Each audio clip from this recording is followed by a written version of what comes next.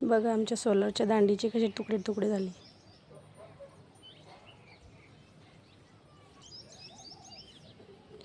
कृपया कोणी घाबरू नये, पण काळजी घ्यावी. उन्हाच्या पारी सोलरला टचही करू नये, कारण उन्हाच्या याच्यात त्यांचा पारा फार गरम असतो.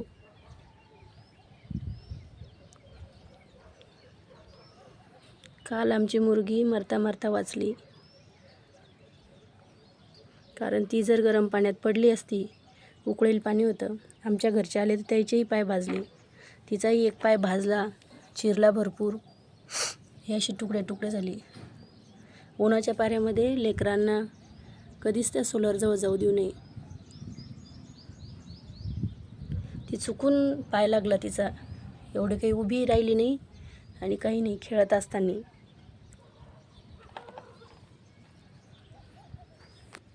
हे बघा किती काच काच झालीत. लेकरांना खरंच लय साथ जपावं लागतं. पण काल लेकरं भयान काम केलं आहे.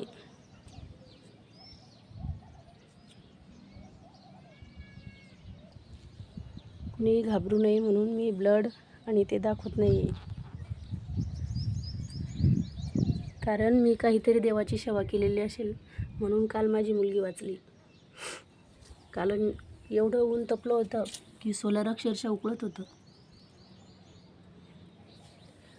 आणि तिचा पाय त्याला लागला आणि ती ह्याच्यात पडली. देवाचे उपकार माझ्यावर काहीतरी की ती पाण्यात नाही पडली. पाणी सगळी गच्चीभर पसरलं होतं, गरम पाणी. ती पटकन सरकली.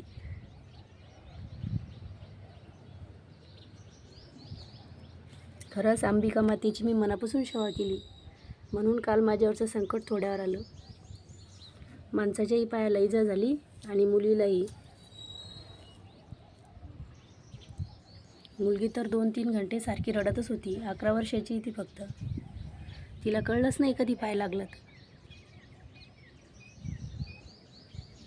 3ऱ्या मजल्यावर आहे आमचं, गच्चीवर. पण तिचा पाय कसा लागला तिलाच कळलं नाही पळताना. खरंच आज देवाचेच उपकार मानावं लागल की सोलरचा पाईप फुटून एवढं नुकसान होणार होतं. नुसता पाईप फुटला, थोडक्यात वाचलो.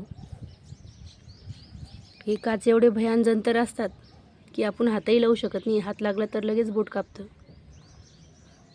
हिचं पाय आणि तेही दाखवत नाही मी, ब्लडही दाखवत नाही. 2-3 ग्लास तर नक्कीच ब्लड गेला असं, 1 लिटर एवढं पायाला लागलं. लेकराला नाही समजलं. तिने पाय लटकून धरला, तशी धारच चालत राहिली. पाहिल्यावर आम्ही इतकं बिथरून गेलो की पाहायचं कामच नाही.